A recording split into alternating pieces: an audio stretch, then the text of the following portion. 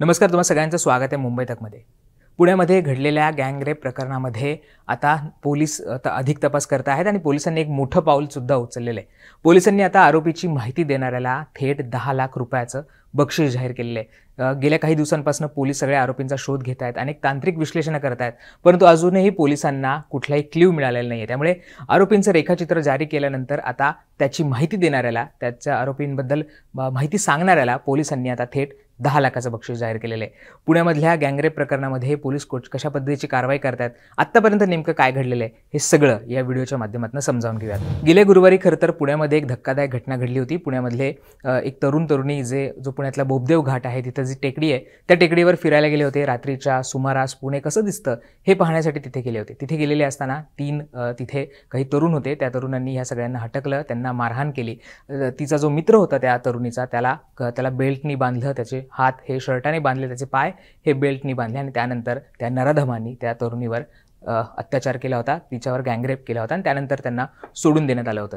ही सगळी घटना समोर आल्यानंतर पुणे हादरून गेलेलं आहे. पुण्यामध्ये गेल्या अनेक दिवसांपासून बलात्काराच्या घटना घडतात. त्यामुळे कायदा सुव्यवस्थेवर कोणाचं लक्ष आहे की नाही, पोलिसांचा धाक राहिला आहे की नाही, असे प्रश्न सातत्याने विचारण्यात येत होते. पुण्यामधल्या टेकडीवर हा सगळा प्रकार घडल्यामुळे आणि त्या टेकडीवरच अगदी हाकेच्या अंतरावर पोलीस चौकी असल्यामुळे सुद्धा याच्यावर अनेक प्रश्न उपस्थित केले जातात. पोलिसांच्या सगळ्या कार्यक्षम असण्यावर सुद्धा प्रश्न उपस्थित केले जात होते. त्यानंतर ही घटना समोर आल्यानंतर पुण्यातले जे पोलीस आहेत ते ॲक्टिव्ह मोडवर गेलेले आहेत आणि त्यांनी आता वेगवेगळी कारवाई करायला देखील सुरुवात केलेली आहे. त्यातली महत्त्वाची आणि मोठी कारवाई म्हणजे पुणे पोलिसांनी आता आरोपीची माहिती देणाऱ्यांना थेट 10 लाख रुपयांचं बक्षीस जाहीर केलेलं आहे. पुण्याच्या आयुक्तांनी हे बक्षीस जाहीर केलेलं आहे आणि त्यामुळे जे कोणी माहिती देईल त्यांना आता 10 लाख रुपये हे सरकारकडनं, पोलिसांकडनं देण्यात येणार आहे. त्याचबरोबर पोलिसांनी 70 ते 80 किलोमीटरचा जो परिघ आहे तिथले सगळे CCTV तपास करायला सुद्धा सुरुवात केलेली आहे. पोलिसांना संशय आहे की ही घटना घडल्यानंतर जे आरोपी आहेत ते सासवडच्या दिशेने गेल्याची शक्यता आहे आणि त्यामुळे आसपासच्या सगळ्या परिसरामधले जो 70-80 किलोमीटरचा जो परिघ आहे त्या परिघातले सगळे CCTV पोलीस आता तपासत आणि त्याच्या माध्यमातून काही क्ल्यू मिळतोय का, कुठे आरोपी कुठल्या CCTVमध्ये आलेले आहेत का, याचा सुद्धा पोलीस आता तपास करतात. हे सगळं सुरू असताना पोलिसांनी तांत्रिक विश्लेषण करायला सुद्धा सुरुवात केलेली आहे.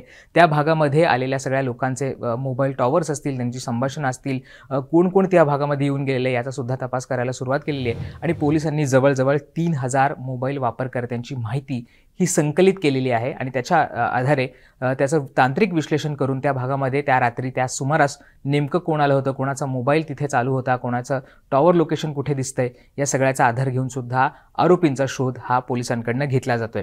त्याचबरोबर पोलिसांनी पुण्यामधले जे 200 सराईत गुन्हेगार आहेत त्यांना सुद्धा बोलवून घेतलं होतं. त्या सगळ्यांकडे तपास केलेला आहे आणि त्यांच्या माध्यमातून काही क्ल्यू मिळतोय का, त्यांच्या माध्यमातून त्यांच्या ओळखीतली कुठली लोकं आहेत का, त्यांच्या संशयातली कुठली लोकं आहेत का, याच्याकडे सुद्धा पोलीस लक्ष देतात. त्याचा सुद्धा पोलीस तपास करण्यात येतो आणि त्यामुळे 200हून अधिक जे सराईत गुन्हेगार आहेत त्यांच्याकडे सुद्धा पोलिसांनी या सगळ्या प्रकरणामध्ये चौकशी केलेली आहे. त्याचबरोबर आता ही सगळी घटना घडल्यानंतर पोलीस सुद्धा सतर्क झालेले आहेत. पुण्यामध्ये अनेक टेकड्या आहेत, त्या टेकड्यांवर कपल्स असतील किंवा ज्येष्ठ नागरिक असतील ते सातत्याने फिरायला जात असतात.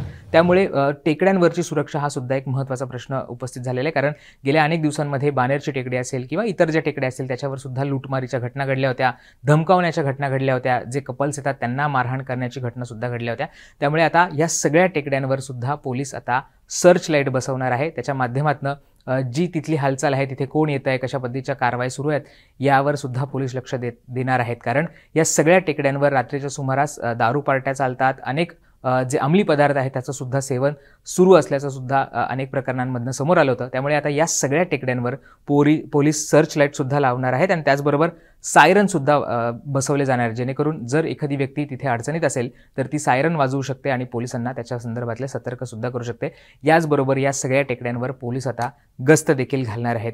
खरं तर गुरुवारी ही सगळी घटना घडली होती आणि त्यानंतर या सगळ्यावर प्रश्न विचारले जात होते की इतके दिवस झाल्यानंतर सुद्धा आरोपी हे आहेत हे पोलिसांना कुठेही निष्पन्न झालेले नाही आहेत. पोलिसांनी अनेक टीम्स तयार केलेल्या आहेत आणि या टीम्सच्या माध्यमातून या सगळ्या आरोपींचा शोध घेण्यात येतो. त्याचबरोबर पोलिसांनी रेखाचित्र सुद्धा जारी केलेलं आहे आणि या रेखाचित्राच्या माध्यमातून सुद्धा हे आरोपी कुठे आढळले तर पोलिसांनी संपर्क करायला सांगितलेलं आहे. खरं तर गेल्या गुरुवारी ही घटना घडलेली आहे आणि त्यानंतर सुद्धा पोलिसांकडनं अनेक टीम्स नेमून सुद्धा आरोपींचा कुठलाही शोध लागलेला नाही. त्यामुळे आता अखेर पोलिसांनी 10 लाखाचं बक्षीस थेट जाहीर केलेलं आहे आणि जे कोणी या सगळ्या आरोपींबद्दल माहिती देईल त्यांना पोलीस 10 लाख रुपये देणार आणि त्याची आयडेंटिटी सुद्धा डिस्क्लोज केली जाणार नाही. त्यामुळे पुणे प्रकरणामध्ये आता खरंच आरोपींचा शोध कधी लागतोय, पोलीस कशा पद्धतीनं या सगळ्या केसवर काम करतायत हे बघणं महत्त्वाचं असणार आहे. आणि त्याचबरोबर या सगळ्याच्या नंतर पोलीस कसे ॲक्टिव्ह झालेले आहेत हे सुद्धा पाहणं महत्त्वाचं असणार आहे. त्यामुळे तुम्हाला या पुणे प्रकरणाबद्दल काय वाटतं, पोलिसांच्या कारवाईबद्दल काय वाटतं हे आम्हाला कमेंट करून सांगायला विसरू नका.